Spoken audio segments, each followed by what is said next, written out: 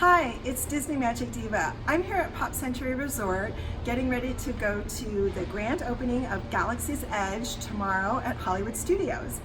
My son was at the grand opening of Disneyland's Galaxy's Edge back in May and was able to build his own lightsaber.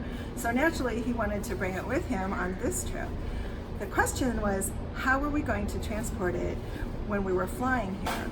And we found a solution I wanted to share with you today. When you build, or first of all, I just want to show you, this is what we used. He ordered this from Amazon. It's an architect's tube or a drafting tube, and it fits the lightsaber perfectly. This is what the lightsaber, you get a sheath when you build it at Savis. Looks like this, really cool, huh?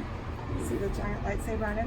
And the top here looks a little flimsy. This is where the hilt would go when you buy your lightsaber and carry it around in the parks or whatever. The hilt would go up here. It's really squishy. You can see me squeeze it. It's a lot of padding there. And then the actual blade is in this part. The hilt and the blade together will not fit in the tube, but they're easily detachable. He just took the hilt off, packed that in his suitcase, and then was able to pack this sheath in the drafting tube for travel. We were able to use this as a carry-on. We thought we might have to check it, but the gate agent said, nope, this is perfectly good for carry-on.